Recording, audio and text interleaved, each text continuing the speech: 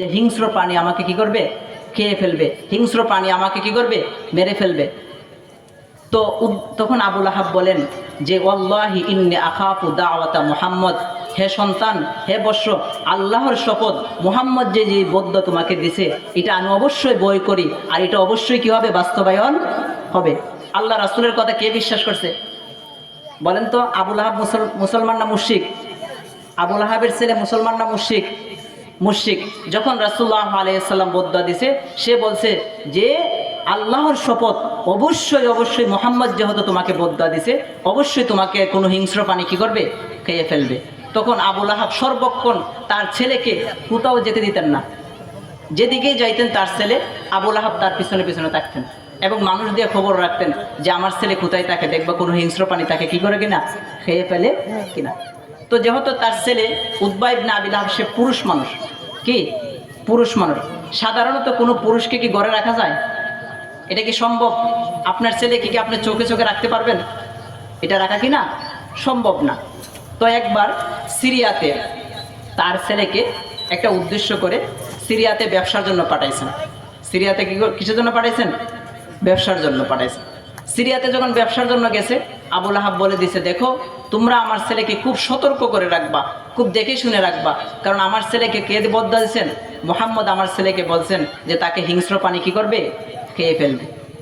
তো এই কথা যখন বলছেন, তারা বলছে আচ্ছা ঠিক আছে, আমরা আপনাদের ছেলেকে কি করব, খুব দেখে শুনে রাখবো, যেন তাকে কি না করে, কোনো হিংস্র প্রাণী না খায়। এদিকে কি হলো, তারা যখন সিরিয়ার ব্যবসার উদ্দেশ্যে গেছে, এদিকে আবুল আহাবের ছেলেকে তারা প্রতিমধ্যে যখন রাত্রি হয়ে গেল, তারা মাল সামানা দিয়ে ঘুরে রাখছে। কি করছে? মাল সামানা দিয়ে ঘুরে রাখছে। ঘুরে রাখার পরে রাতে হঠাৎ করে এক হিংস্র প্রাণী আইসা তার গাঢ় কি দিছে, খেয়ে ফেলছে, মট খেয়ে ফেলছে। এই খবর যখন আবুল আহাবের কানে গেলেন, আবুল আহাব দ্রুত রাতে আবার ফিরে আসছেন এই সিরিয়ার প্রতিমধ্যে। আয়সা বলতেছেন ওয়াল্লাহি ইন্নী আখাফু আলা ইবনি দাওয়াতা মুহাম্মদ, আল্লাহর কসম, আমি আমার সন্তানের প্রতি মুহাম্মদের বদয়া কি করতেছিলাম, বই করতেছিলাম। আজকে বাস্তবায়ন কি হয়েছে? তাই হয়েছে। তাহলে এবার বলেন যে মুহাম্মদের কথা কে বিশ্বাস করছে? মুশরিক বিশ্বাস করছে। কে বিশ্বাস করছে? মুশরিক। আজকে আমি আপনি এইভাবে বিশ্বাস করি? আমি আপনাকে রাসূলের কথা এইভাবে বিশ্বাস করি? আপনাকে যদি বলা হয় যে এক ওয়াক্ত সালাত না পড়লে মুহাম্মদ বলছেন সে কাফের আর মুশরিকদের মাঝে কোনো পার্থক্য থাকে না, আপনি কি বলবেন? কি বলবেন? আপনি বিশ্বাস করবেন? আপনাকে যদি বলা হয় রাসূলুল্লাহ আলাইহিস সাল্লাম নিষেধ করছেন যে সুদ খাওয়া হারাম এবং ব্যবসাকে কি করছেন, হালাল করছেন, আপনি কি এনজিওর সাথে লেনদেন এবং সুদ নেওয়া বন্ধ করবেন? এটা কি বিশ্বাস করি আমরা? বিশ্বাস করি। অথচ মক্কার মুশরিক রাসূলুল্লাহ আলাইহিস সাল্লামের কথা কি করছেন, বিশ্বাস করছেন, এবং এর জন্য তারা এই রাসূলের কথাটাকে সর্বক্ষণ তারা মনে রাখছে। এমনিভাবে আরেকটি উদাহরণ দিচ্ছি। আপনারা জানেন, তো দেখেন মক্কার মুশরিকদের সাথে আমাদের কি বৈষম্য। এদের যে রাসূলের প্রতি তাদের যে আগ্রহ, রাসূলের প্রতি তাদের যে বিশ্বাস, এই বিশ্বাসটুকু কিন্তু আমাদের নাই। এমনিভাবে আপনারা জানেন উবাই ইবনে খালদ, মুসান্নিফ ইবনে আব্দুর রাজ্জাক একটা বর্ণনা আছে, উবাই ইবনে খালদ, সে একটা ঘোড়া পালতেন। কি পালতেন? ঘোড়া পালতেন। এবং এই ঘোড়াটা পালার তার মূল উদ্দেশ্য হলো যে এই ঘোড়াতে সে রাসূলকে হত্যা করবেন। কাকে হত্যা করবেন? রাসূলকে হত্যা করবেন। এবং সে সবসময় ভাবত যে রাসূলকে তো মক্কা নগরীতে হত্যা করা সম্ভব না, মক্কার বাহিরে গেলে মুহাম্মদকে কি করব, হত্যা করব। কারণ মক্কার ভিতরে যেহেতু রাসূলুল্লাহ আলাইহিস সাল্লাম এর চাচা তখন আবু তালেব কি ছিল, জীবিত ছিল। আর আবু তালেব এর সামনে রাসূলকে বলার মতন কারো কি ছিল না, ক্ষমতা ছিল না, মারার ক্ষমতা ছিল না, মুখে কথা বলার অনেক ক্ষমতা ছিল অনেকেরই। তো সে সব সময় বলতো যে আমি মুহাম্মদকে কি করব, যদি মক্কার বাহিরে পাই এই ঘোড়া দিয়ে কি করব, হত্যা করব। একজন মানুষ যদি আরেকজন মানুষ বারবার বলে যে আমি তোমাকে হত্যা করব, আপনি উল্টা কিছু একটা বলবেন না? উল্টা কিছু একটা বলতে হবে না? তো সব সময় রাসূলকে এই কথা বলে।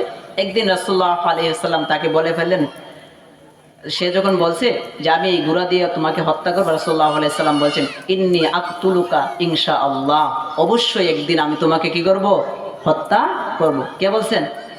রাসূল সাল্লাল্লাহু আলাইহি সাল্লামকে বলছেন। কাকে বলছেন? উবাই ইবনে খালদ। সে মুসলমান ছিল না মুশরিক ছিল? সে মুশরিক ছিল। যখন রাসূলুল্লাহ আলাইহি সাল্লাম এই কথা বলছেন তাকে, সে দৌড়ে তার বাড়িতে গেছে, বাসায় গিয়ে বলতেছে যে শোনো, মুহাম্মদ তো আমাকে বলছে আমাকে কি করবে, হত্যা করবে। সে কখনো পরবর্তীতে আর মক্কা নগরের কি হয় নাই, বাহিরে যায় নাই। কারণ মুহাম্মদ বলছে যে মক্কার বাহিরে গেলে তাকে কি করবে, সে যত বলছে রাসূলুল্লাহ আলাইহিস সালামকে হত্যা করবে, এখন উল্টা রাসূল তাকে বলছে আমি তোমাকে কি করব, হত্যা করব। সে আর কখনো রাসূলুল্লাহ আলাইহিস সালামের সামনে পড়ে নাই। ঘটনাক্রমে একবার উহুদ যুদ্ধে যখন মুসলমানদের বিপর্যয় জিতছিল, আপনারা জানেন যে উহুদ যুদ্ধে মুসলমানদের একটু মানে অবস্থা খারাপ ছিল প্রথম শেষ দিকে। তো সে উহুদ যুদ্ধে রাসূলুল্লাহ আলাইহিস সালামকে সুযোগ খুঁজতেছিল যে কখন রাসূলকে কি যায়, মারা যায়, কখন রাসূলের গায়ে আঘাত করা যায়। তখন সে একবার রাসূলুল্লাহ আলাইহিস সালামের দিকে তার ঘোড়াটা নিয়ে আসলো উহুদ যুদ্ধে। রাসূলুল্লাহ আলাইহিস সালাম তাকে দেখেই বুঝতে পারছেন যে আমি তো তাকে বলছিলাম কি করব, হত্যা করব। আর সেও কিন্তু জানে যে মুহাম্মদ আমাকে কি বলছে, হত্যা করবে। এখন যদি মুহাম্মদকে আমি হত্যা না করতে পারি তাহলে আমার কি পরবর্তীতে মুহাম্মদের হাতে মারা পড়তে হবে। রাসূলুল্লাহ আলাইহিস সালাম এক সাহাবীর হাত থেকে একটা বর্ষা নিয়ে তার গায়ে উড়িয়ে মারলেন দূর থেকে, তার এখানে লাগলো, গাড়ের এই জায়গায় লাগলো। তখন হাদিসের কিতাবে আছে ওয়ালাম ইয়াখরুজ দামুন কাবির, যে তার শরীর থেকে বেশি রক্ত বের হয়নি, 1-2 ফোঁটা কি হয়েছে, রক্ত বের হয়েছে। এই 1-2 ফোঁটা রক্ত যখন তার শরীর থেকে বের হয়েছে, সে চিৎকার করতে করতে গড়াইতে গড়াইতে সে মুশরিকদের কাছে গেল, গিয়ে বলল যে মুহাম্মদ তো আমাকে হত্যা করে ফেলছে, মুহাম্মদ কি করে ফেলছে, আমাকে হত্যা করে ফেলছে। সবাই বলতেছে আরে তোকে হত্যা করলো কোথায়, তোমার গায়ে তো এখন কিছুই হয় নাই, শুধুমাত্র মুহাম্মদ একটা তীর মারছে, এটা সামান্য লাগছে, তুমি তো হত্যাই হও নাই। সে বলতেছে না, আল্লাহি মুহাম্মদ আমাকে কি করে ফেলছে, হত্যা করে ফেলছে। তখন সবাই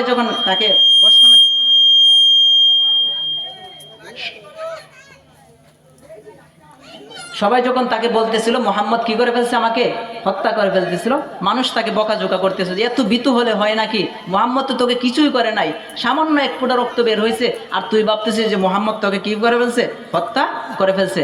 ইতিহাস সাক্ষী, তখন সে বলছিল ওয়াল্লাহি লাউলাম ইসিব ইল্লা বিরিকিহি লাকাতালানি, এই আল্লাহর শপথ, মুহাম্মদ যদি আমার গায়ে থুতুও নিক্ষেপ করে আমি কি যাব, মারা যাব। কেন মারা যাব, কারণ লাকাদ ক্বালা আন আকতুলুহু ইনশাআল্লাহ, কেননা তোমরা কি জানো না যে মুহাম্মদ বলছে আমাকে কি করবে, হত্যা করবে। এখন যদি মুহাম্মদ আমার গায়ে থুতু নিক্ষেপ করে আমি কি যাব, মারা যাব। কে বিশ্বাস করছে রাসূলের কথা, সে মুশরিক না মুসলিম, মুশরিক।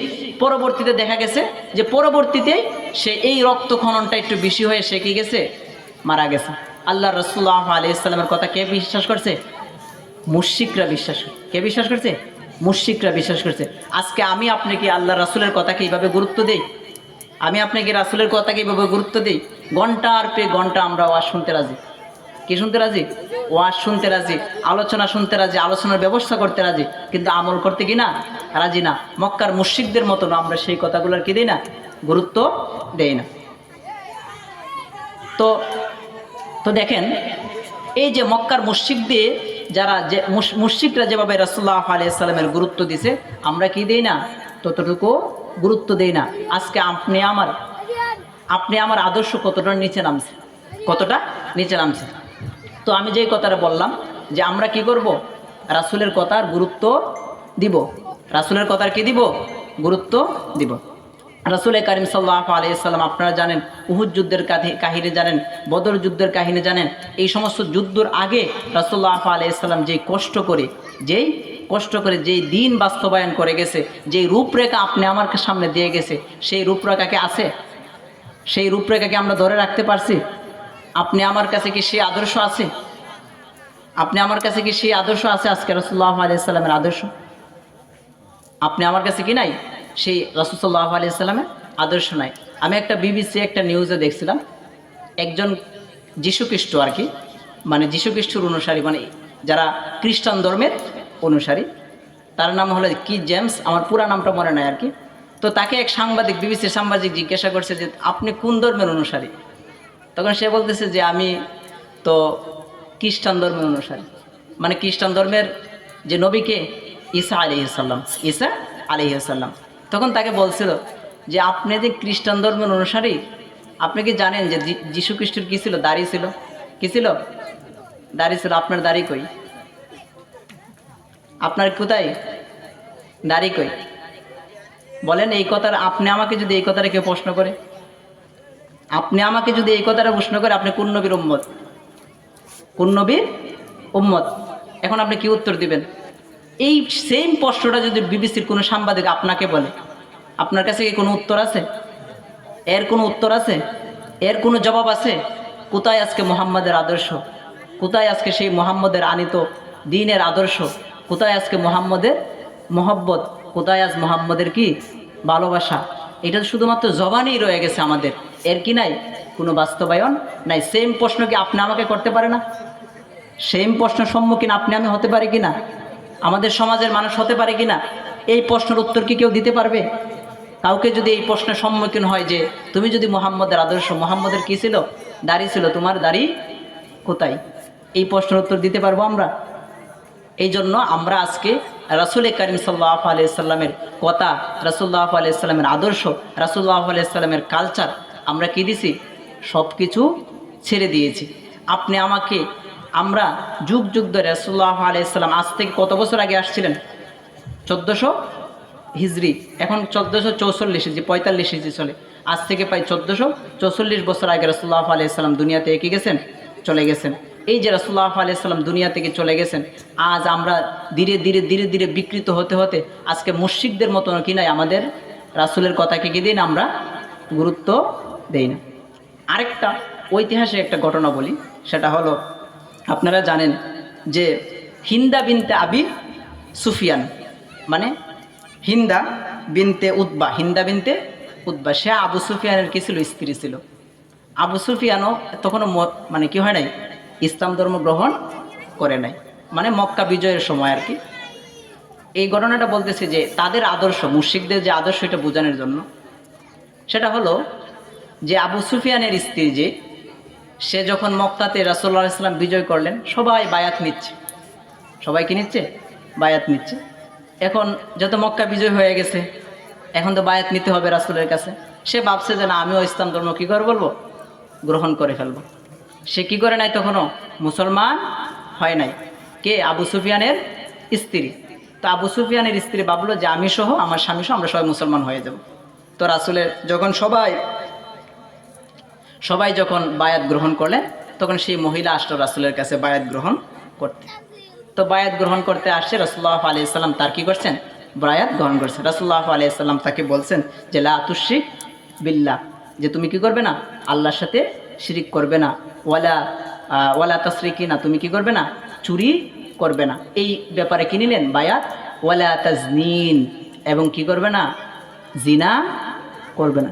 এই কথা যখন সে শুনছে যে আল্লাহর রাসূল বলছে জিনা করবা না, এই কথা শোনার পরে সে তো অবাক।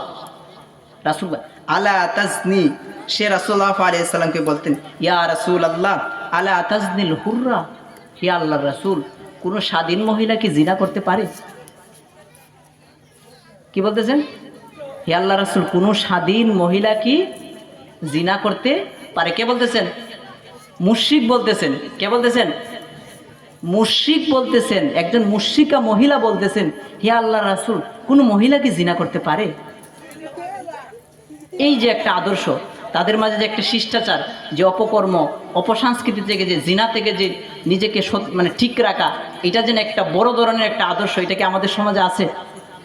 এই যে মক্কার মুশরিকদের কাছে যে একটা আদর্শ, যে স্বাধীন মহিলা কি করে না, জিনা করে না। জিনা করে কারা? যারা বাদী, যারা কি বাদী, গুলাম, এই সমস্ত সমাজের যে হীন এবং নিকৃষ্ট মানুষ, এরা কি করতে পারে? এই অপকর্ম করতে পারে। কোনো ভালো বংশের মানুষ, কোনো ভালো মানুষ কি করতে পারে না, জিনা করতে। এই জন্য সে অবাক হয়ে গেছে, ইয়া আল্লাহ রাসূল আলা তাজনিল হুররা, কোনো স্বাধীন মহিলা কি জিনা করতে পারে? এই আদর্শ কি আমাদের কাছে আছে আজকে? এই আদর্শ কি আমাদের কাছে আছে? এই আদর্শ কি নাই আমাদের কাছে আজকে? নাই। আমরা আদর্শ কি দিয়েছি? বিলীন করে দিয়েছি। তো যেই কথা বলতেছিলাম, রাসূল করিম সাল্লাল্লাহু আলাইহি ওয়াসাল্লাম আপনি আমার জন্য যে আদর্শ নিয়ে আসছেন, যেই সমাজ বাস্তবায়ন করে গিয়েছিলেন, সেই সমাজ কি এখন আর আছে? আমি কয়েকটা উদাহরণ দিচ্ছি। উদাহরণ দিয়ে কেন কথাটা বলতেছি? আপনাদের বোঝার জন্য। কি আপনারা হয়তো মানে ঘটনার মাধ্যমে কিংবা কোনো উদাহরণের মাধ্যমে একটা কথা বললে কি করেন, খুব বেশি বুঝেন। ঘটনা কি বুঝেন? খুব বেশি বুঝেন। একটা প্রশ্ন করি, বলেন তো বদরের যুদ্ধে আমি বর্তমান সমাজ ব্যবস্থার একটা উদাহরণ দিচ্ছি, এবং রাসূলুল্লাহ আলাইহিস সাল্লাম যে সমাজ ব্যবস্থা কায়েম করে গেছেন। আমাদের দেশে যারা দেখবেন আমাদের দেশে যদি মনে করেন রাষ্ট্র ব্যবস্থা নিয়ে কোনো আলোচনা হয় কিংবা রাষ্ট্র ব্যবস্থা কায়েমের জন্য কোনো বিশেষ থিওরির প্রয়োজন হয়, তখন দেখবেন প্রায় এটা করা হয়। যারা কলেজ ভার্সিটি পড়েন এটা তারা জানেন যে থিওরির প্রয়োজন হলে প্রথমে চলে যায় প্লেটোর কাছে অথবা যে অ্যারিস্টটলের কাছে। যারা বড় বড় বিজ্ঞানী, এরা হলো 400 খ্রিস্টাব্দের আগের মানুষ, পরের মানুষ। এরপরে দেখবেন তারা লম্বা একটা সময় বাদ দিয়ে কালমাস, লেনিন অথবা আব্রাহাম লিঙ্কনের কাছে চলে আসে। এই যে মধ্যখানে 1000 বছর, মধ্যখানে কত বছর? প্রায় 1350 বছর তারা বাদ দিয়ে দেয়। তো দেখেন যেই কথাটা বলতেছিলাম, বদরের যুদ্ধে কেউ বলতে পারেন বদরের যুদ্ধে কয়জন রাসূলুল্লাহ আলাইহিস সাল্লামের কাছে কয়টা অস্ত্র ছিল? বলতে পারবেন কেউ? 8টা অস্ত্র ছিল। কয়টা? 8টা অস্ত্র ছিল রাসূলুল্লাহ আলাইহিস সাল্লামের কাছে। বদরের যুদ্ধে রাসূলুল্লাহ আলাইহিস সাল্লামের কোনো তেমন সাওয়ারি ছিল না। কি ছিল না?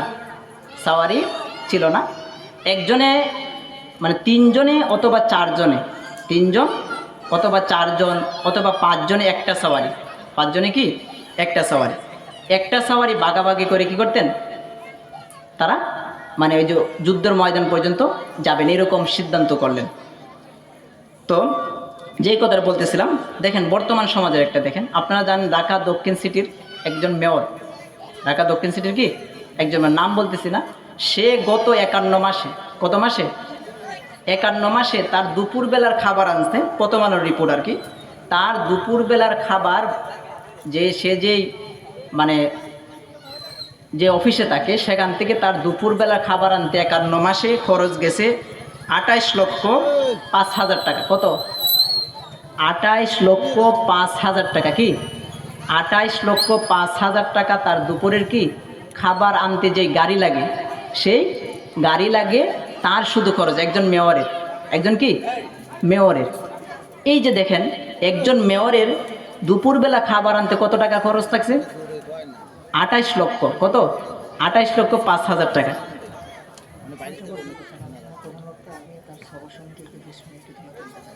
আপনি যখন বলেন তখন আমার মানে আমার তো যদি বলেন এখন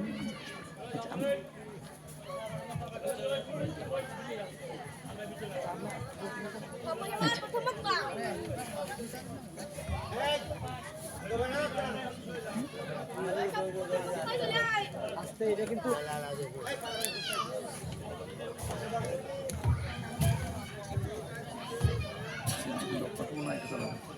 আপনি আমি চালাতে পারবো।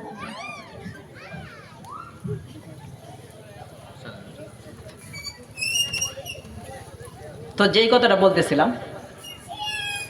যে ঢাকা দক্ষিণ সিটির একজন মেয়র, সে দুপুরবেলা খাবার আনতে কত টাকা খরচ? 28 লক্ষ। কত? 28,05,000 টাকা। তার শুধু দুপুরবেলা গাড়িতে যে খাবার আনে, সে অফিসে থাকলে গাড়ির খাবার আনে, কত টাকা খরচ? এখানে কেউ 28 লক্ষ টাকার মালিক আছেন যে কেস 28 লক্ষ টাকা আছে? তো দেখেন এই যে এটা হলো বর্তমান সমাজ ব্যবস্থা। এটা কি বর্তমান সমাজ ব্যবস্থা। অথচ যদি আপনারা যান বদরের যুদ্ধে রাসূল করিম সাল্লাল্লাহু আলাইহি ওয়াসাল্লাম এবং আবু লুবাবা এবং আলী রাদিয়াল্লাহু তাআলা একটা সাওয়ারিতে, কয়টাতে? একটা সাওয়ারিতে। রাসূলুল্লাহ আলাইহি ওয়াসাল্লাম বললেন, এ আলী তুমি একবার যাবা, তুমি আর আবু লুবাবা একবার উঠবা উপরে, আমি কি করব? উটের লাগাম ধরব, এবং একবার আমি উঠবো এবং আলী উঠবে, কি করবেন? উটের লাগাম ধরবেন। একবার আবু লুবাবা উঠবে, একবার রাসূলুল্লাহ আলাইহিস সালাম উঠবে, কি করবে? উটের লাগাম ধরবে। তো দেখেন যখন রাসূলুল্লাহ আলাইহিস সালাম উটে সওয়ার হয়ে যাচ্ছিলেন এবং আবু লুবাবা কি করতেছিলেন? উটে, দুইজন একসাথে, এক উটে দুইজন করে যাচ্ছিলেন, তখন আলী রাদিয়াল্লাহু তাআলা উট টানতে টানতে কি নিয়ে যাইলেন।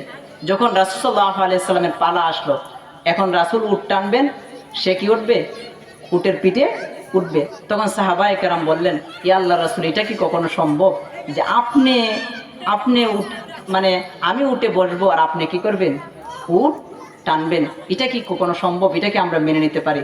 তখন রাসূল সাল্লাল্লাহু আলাইহি সাল্লাম তাকে ঐতিহাসিক যে কথাটা বললেন, রাসূলুল্লাহ আলাইহি সাল্লাম তাকে বললেন, মা আনতুমা বিআকওয়া মিন্নি, যে তোমরা কি আমার চেয়েও বেশি শক্তিশালী?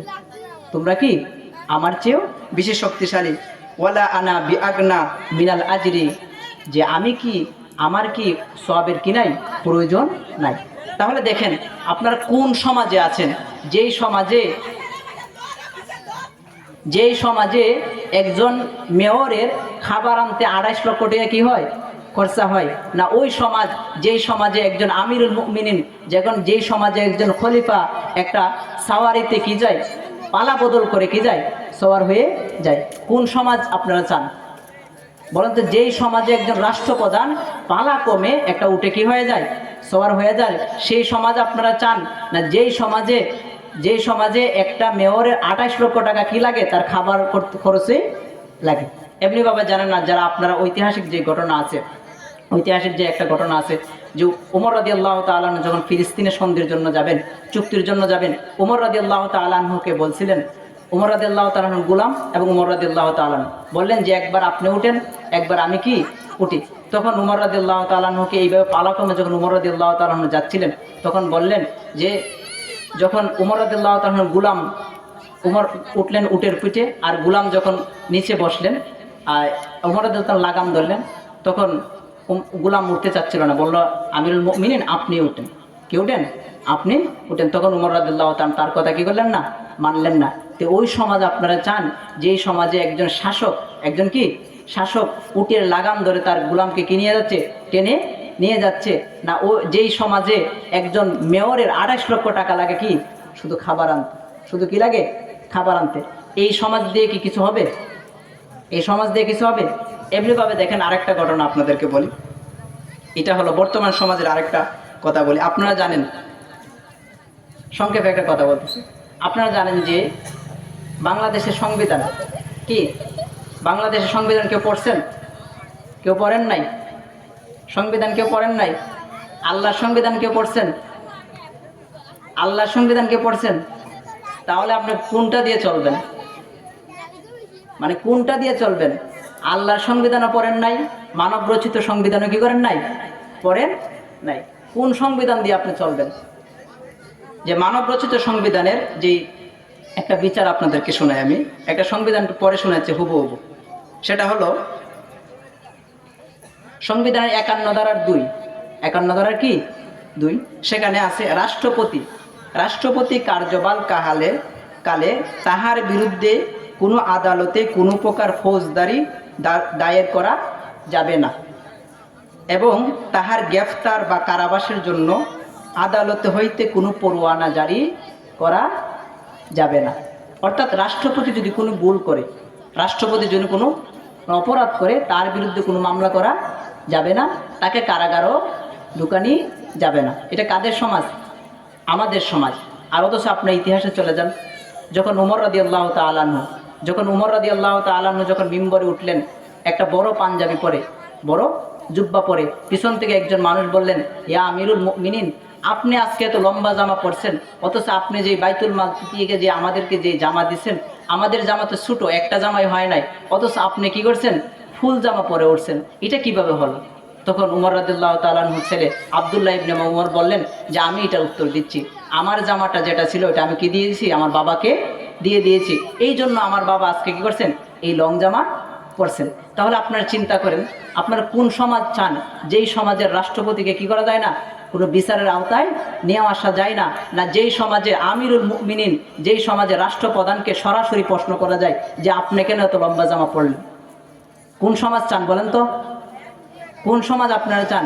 যেই সমাজে কোনো রাষ্ট্রপতির কি নাই, কোনো বিচার নাই, যেই সমাজে কোনো রাষ্ট্রপতির বিরুদ্ধে কোনো মামলা করা নাই, যেই সমাজে রাষ্ট্রপতিকে কি করা যায় না, কোনো তার বিরুদ্ধে কোনো মামলা করা যায় না, তার বিরুদ্ধে কোনো জবাবদিহি করা যায় না, সেই সমাজ চান না যেই সমাজে একজন আমিরুল মুমিনিন, একজন খলিফাতুল মুসলিমিনকে জিজ্ঞাসা করা যায় আপনি যেই কাপড় পরছেন এই কাপড়ের কি দিতে হবে, আমাকে হিসাব দিতে হবে।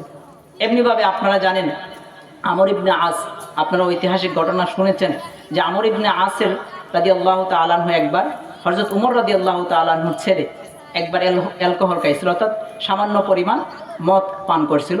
তখন আমর ইবনে আস ভাবলেন যে যেহেতু উনি খলিফাতুল মুসলিমিন, উমর রাদিয়াল্লাহু তাআলা আনহুর ছেলে, তাকে তো মানে জনসম্মুখে শাস্তি দিয়ে কি নাই, লাভ নাই, এক কাজ করে তাকে আমার দপ্তরে নিয়ে এসে, আমার কার্যালয়ে এসে কি করি, তাকে বেতেরাঘাত করি। তখন তাকে বেতেরাঘাত উনি করছেন। এই খবর যখন ওমর রাদিয়াল্লাহু তাআলার কাছে গেছেন, ওমর রাদিয়াল্লাহু তাআলা সাথে সাথে আমর ইবনে আসকে চিঠি দিয়ে পাঠালেন যে তুমি এবং আমার ছেলে যত দ্রুত পারো তোমরা মদিনায় কি হও, উপস্থিত হও। এবং চিঠির মধ্যে বললেন যে তুমি কেন আমার ছেলেকে জনসম্মুখে শাস্তি না দিয়ে কেন আমার ছেলেকে তুমি রাজপাতাসের শাস্তি দিছো? সে আমার ছেলে হোক কিংবা অন্য ছেলে হোক, সকলকেই তো কি দিতে হবে, প্রকাশ্য শাস্তি দিতে হবে। তখন ওমর রাদিয়াল্লাহু তাআলা আবার তাকে প্রকাশ্য কি দিলেন, শাস্তি দিলেন। তাহলে আপনার কোন সমাজ চান? যেই সমাজে একজন রাষ্ট্রপতির বিরুদ্ধে কোনো মামলা দায়ের করা যায় না সেই সমাজ চান, না যেই সমাজে আমিরুল মুমিনিন এর ছেলেকে সরাসরি বিচার করা যায় সেই সমাজ চান? তাহলে দেখেন আমরা বর্তমানে কোন সমাজে আছি। আমরা রাসূল সাল্লাল্লাহু আলাইহি ওয়াসাল্লাম যেই শরিয়া, যেই সমাজ আমাদেরকে দিয়ে গেছেন, আমরা কি সেই সমাজ ধরে রাখতে পারছি? সেই সমাজ আমরা ধরে রাখতে পারছি? এই যে প্রথম যেই কথা বলছিলাম, যে প্রথম যেই কথাগুলো বলতেছিলাম যে আমাদের কাছে আপনার কাছে রাসূলের কথার কি নাই, গুরুত্ব নাই। মক্কা, অন্তত মক্কার মুশরিকরা যেভাবে রাসূলের গুরুত্ব দিছে সেভাবে কি নাই, সেই পরিমাণ গুরুত্বটুকু কি নাই আপনি আমার কাছে নাই। সেই পরিমাণ গুরুত্বটুকুই নাই। যদি থাকতো তাহলে কি আজ আমাদের এই অবস্থা হইতো? যদি আল্লাহ রাসূলের গুরুত্ব থাকতো এই অবস্থা হইতো আমাদের? এই অবস্থা কি হতো না? কখনো হতো না। আপনারা জানেন যে আপনারা শিখ ধর্ম চিনেন না? শিখ ধর্মের মানুষকে চিনেন যারা যে সবসময় পাগড়ি মাথায় থাকে? মনমোহন সিংকে দেখেন না যে সবসময় পাগড়ি মাথায় থাকে? দেখছেন কি না? তাদের কিন্তু যুদ্ধ হয়েছিল, একবার বিদ্রোহ হয়েছিল ইন্দিরা গান্ধীর সাথে, ভারতের কি ইন্দিরা গান্ধীর সাথে। তখন তারা ইন্দিরা গান্ধীর যখন বিরোধিতা করছিল তখন তাদেরকে বলছিল, তারা সবসময় কিন্তু পাগড়ি মাথায় থাকে। ইন্দিরা গান্ধীর বিদ্রোহের সময় তাদের অনেক মানুষের চাকরি চলে গেছে। অনেক মানুষের কি চলে গেছে? চাকরি চলে গেছে। তো সেনাবাহিনী থেকে অনেক মানুষের চাকরি চলে গেছে। তো একবার কয়েকজনকে তারা ফাঁসি দিবে। ফাঁসির রায় হয়েছে যারা প্রধান ছিল, বিদ্রোহকারীদের প্রধান। ফাঁসি দেওয়ার সময় নিয়ম ছিল যে জেলের যে পোশাক পরায়, জেলদের একটা পোশাক আছে না, সেই পোশাক পরে তাদের পাগড়ি খুলে ফেলবে। তখন তারা বলছিল যে আপনি আমাদেরকে ফাঁসি দেন আর যাই করেন, এতে আমাদের কি নাই কোনো আপত্তি, তবে আমার মাথার কি করতে পারবেন না, পাগড়ি খুলতে পারবেন না। কারণ এটা হলো আমাদের ধর্মীয় প্রতীক। এটা কি ধর্মীয় প্রতীক। যদি পাগড়ি আমাদের মাথা থেকে যদি আমাদের পরিণত পাগড়ি খুলেন তাহলে আমরা লড়াই করতে করতে কি মারা যাব। আমরা কি করব না, পাগড়ি খুলব না। সেই আদর্শ কি আমাদের কাছে আছে? আমরা কি আমাদের ধর্মীয়